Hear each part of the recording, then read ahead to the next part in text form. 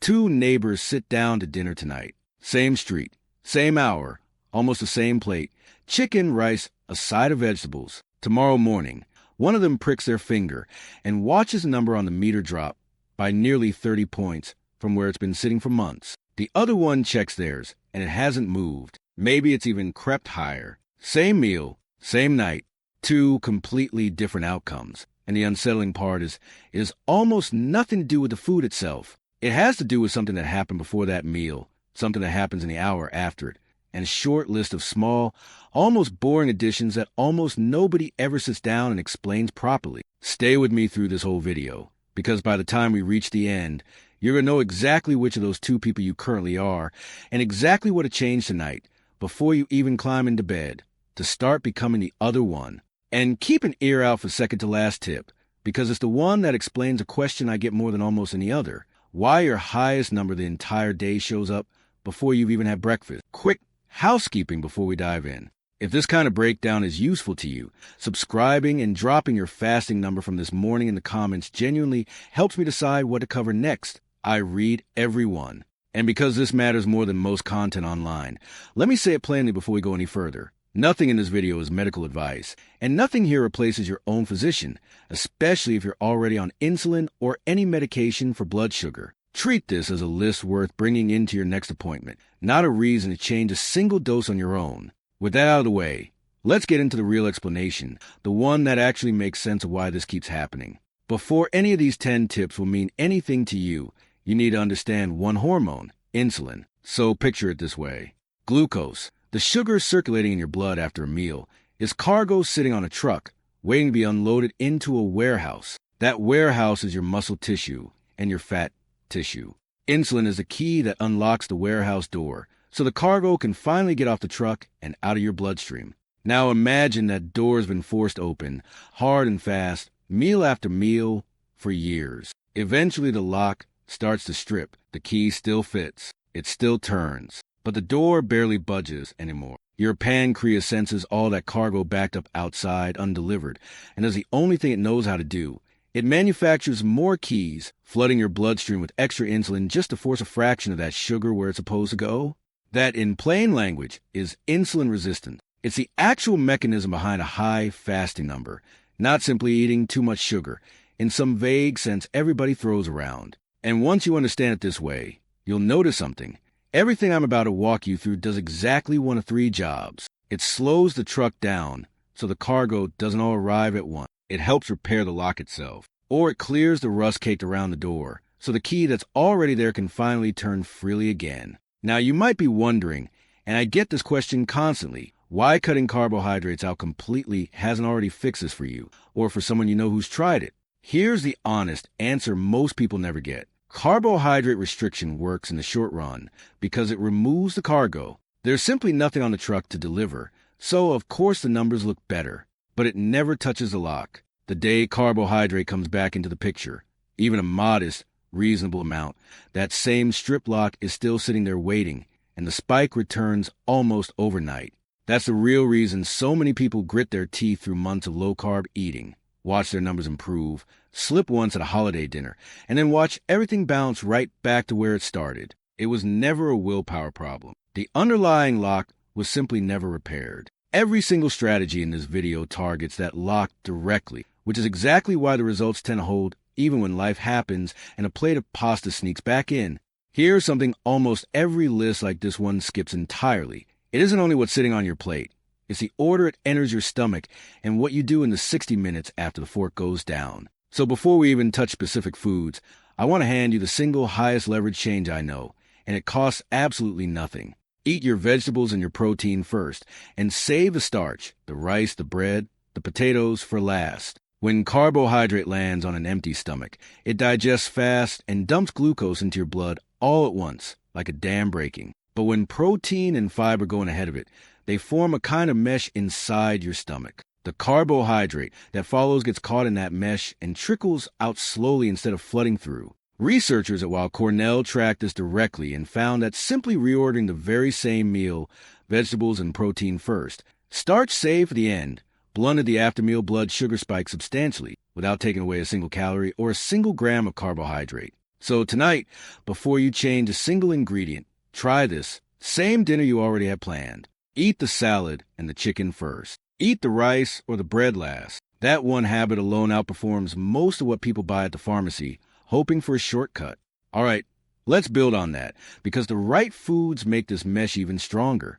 Tip number 1 is ground flaxseed. Whole flaxseed mostly passes through you undigested. Your body can't break the shell open on its own, so it has to be ground first. Once it's ground, you get two things working together: a soluble fiber that swells into that same gel-like mesh we just talked about, and a plant compound called a lignin that appears to improve how responsive your cells are to insulin. On its own, a tablespoon does almost nothing, but stirred into oatmeal, yogurt, or a smoothie right before a carb-heavy meal, it noticeably softens the spike that would otherwise follow. Keep it refrigerated once ground, because the healthy fat inside turn rancid quickly at room temperature. 1 to 2 tablespoons a day, mixed into something you're already eating, is genuinely enough. A small dedicated coffee grinder works well, or buy it pre-ground in a small bag and use it up within a few weeks rather than letting it sit forgotten in the back of your pantry. Tip number 2 is plain Greek yogurt. And here, timing matters as much as the food itself. Because it's strained,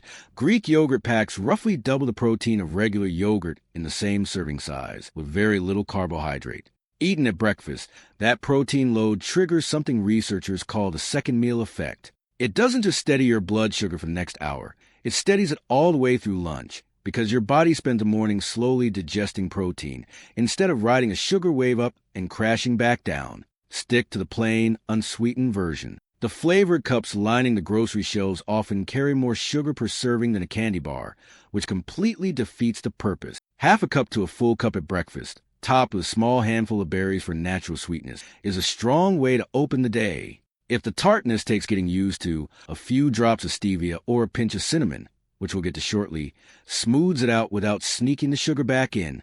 Tip number 3 is berries, and I mean this specifically as a swap rather than addition. If you already eat fruit most mornings, this might be the easiest change on the entire list. Replace a banana or a cup of grapes with half a cup of blueberries, blackberries, or raspberries. Berries carry roughly a third of the sugar load of most other fruit, yet they're rich in pigments called anthocyanins, the same compounds responsible for their deep color, and these have been shown to improve how efficiently your muscle cells pull glucose out of circulation. You're not giving up fruit. You're choosing the fruit that works with your body instead of quietly working against it. Frozen berries perform just as well as fresh, and they're far cheaper year-round, so don't feel like this one requires a special trip anywhere. Tip number 4 is barley, and this is the one I hand to patients who tell me they can never live without rice or potatoes. Barley is loaded with a soluble fiber called beta-glucan, and gram for gram, it actually carries more of it than oats. That fiber forms a thick, slow-moving gel in your gut that dramatically delays how fast carbohydrate gets absorbed. Multiple clinical studies have found that swapping white rice or potato for barley at a single meal lowers the blood sugar response from that meal by a meaningful margin, sometimes close to a third. Cook it exactly the way you cook rice. It has a chewy, nutty bite that holds up beautifully in soup, as a side dish, or even toss cold into a salad with olive oil and lemon.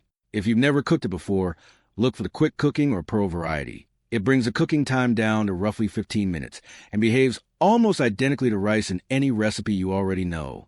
Tip number 5 is pumpkin seeds, and this one tends to surprise people because they expect a vegetable, not a seed. Pumpkin seeds are one of the richest sources of magnesium you'll find in an ordinary grocery store, and magnesium isn't optional here. It's a required mineral for the insulin receptor to function at all. Years of research have linked low magnesium levels directly to worsening insulin resistance, and a striking number of adults are quietly deficient without ever being tested for it.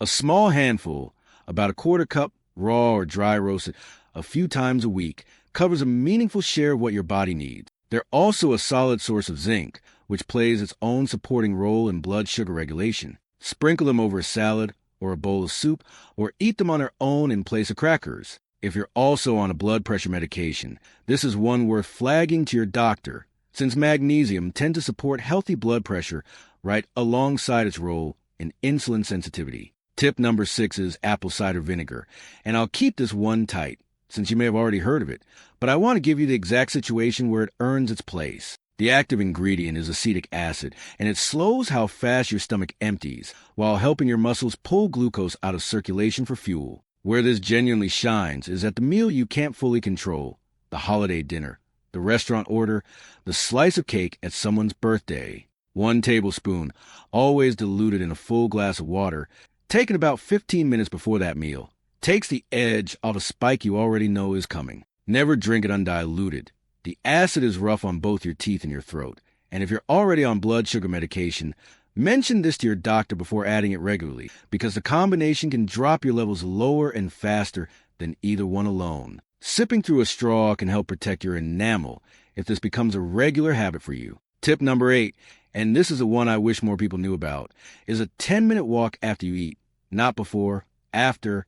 When your muscles are active, they can pull glucose directly out of your bloodstream without needing nearly as much insulin to make it happen. Almost like a side door into the warehouse that doesn't require the same key at all. Research connected to diabetes prevention programs has found that a short walk taken within a half hour after a meal lowers that meal's blood sugar spike more effectively than a longer walk taken at some other point in the day. You don't need a gym membership or special shoes. 10 minutes around the block, or even just pacing your kitchen while you tidy up, done consistently after your largest meal of the day, is one of the most powerful tools on this entire list, and it costs nothing. If walking outside isn't realistic because of weather, joints, or mobility, even standing and doing light chores instead of sitting straight down after eating captures part of the same benefit, because it's the muscle activity itself doing the work. Tip number 9, and this is the one almost nobody addresses, is a small protein snack before bed. So many people describe the exact same strange pattern. Their highest reading of the entire day shows up first thing in the morning, before they've eaten a single bite. Part of what's happening overnight is your liver releasing its own stored sugar while you sleep, and in someone whose insulin resistance is more advanced, an empty stomach overnight can actually push that release even higher. A small amount of slow-digesting protein before bed, half a cup of plain cottage cheese, or a hard-boiled egg, gives your body something steady to draw on through the night, instead of leaning so heavily on that liver dump. This doesn't work identically for everyone. Livers behave differently from person to person. But it's worth testing for 1 week with your own glucose meter and watching what your morning number actually does. Keep the portion small. This is meant to be a steadying snack, not a second dinner. And pairing it with a few of those pumpkin seeds from earlier is an easy way to fold 2 strategies into a single bedtime habit. Tip number 10 ties every single one of these together, and it's simply this: stack them one at a time. None of these 9 changes need to happen all at once, and none of them need to be permanent starting tonight.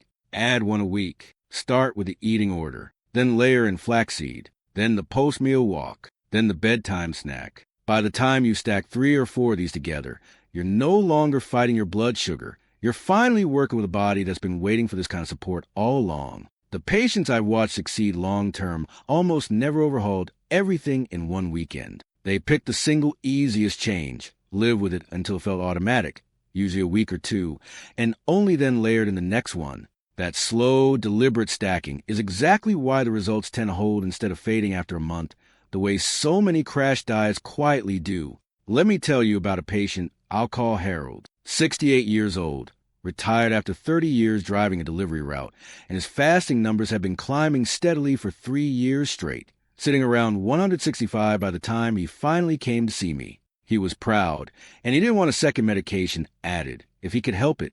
Partly because he watched his own brother end up on 4 different prescriptions over the years and felt like he was staring at his own future. So on that first visit, we didn't touch his medication at all. We swapped his usual toast and jam for Greek yogurt and berries. We had him eat his vegetables first at dinner and save his potatoes for last. We added a 10-minute walk after that same dinner, which turned into something he did every night with his dog, rain or shine, because the dog made absolutely sure he never skipped it. We replaced his white rice with barley twice a week, and on nights when his morning number had run high, we gave him a hard-boiled egg before bed. Within 10 days, his fasting numbers had dropped into the 130s. Within 4 months, working closely with his own physician, his doctor was actually able to lower his existing medication dose, not increase it. A year later, at his routine checkup, those numbers were still holding steady. Harold never starved himself for a single day. He ate more food. It was simply food that was finally working with his body instead of against it. Here's why all of this works together rather than in isolation. The eating order and the fiber-rich foods slow the truck down, so the cargo never floods in all at once. The post-meal walk opens that side door that doesn't even require the key. The magnesium and the cinnamon polyphenol help prepare the lock itself. So the insulin your body already produces finally starts working harder for you instead of fighting a losing battle. Do this meal after meal, day after day, and a door that stopped opening on the first knock slowly starts swinging open again on its own. Now, before I give you tonight's action plan, I want to draw one very clear line, because this part matters more than anything else in this video. If you're currently on insulin or on an older class of blood sugar medication called a sulfonylurea, these changes can lower your sugar quickly enough that your existing dose suddenly becomes too strong, and that can trigger a low blood sugar episode, which is genuinely dangerous. Make these changes with your doctor watching your numbers alongside you, and let your physician walk your dose down as your body improves. Please don't stop or adjust any prescription on your own. Bring this list to your next appointment instead, and ask what fits your specific situation. The goal here was never to replace your doctor. It was to hand you something useful to bring into that conversation, so the two of you can decide together what actually makes sense for you. So here's exactly what to do tonight, in 5 simple steps. 1. At your very next meal, eat the vegetables and protein first, and save the starch for last, even if it's the exact same plate you were already planning. 2. Tomorrow morning, swap your usual breakfast for plain Greek yogurt with half a cup of berries on top. 3. After your largest meal of the day, take a 10-minute walk, even if it's just around your own block. 4. Pick up true Ceylon cinnamon, not cassia, and start with a 1/4 teaspoon a day stirred into your coffee or oatmeal. 5. If your mornings have been running high, try a small protein snack before bed for 1 week and watch closely what your fasting number does. You're not removing the meals you love. You're simply adding back the pieces that were quietly missing, one small change at a time, until your own body starts doing the heavy lifting again on its own.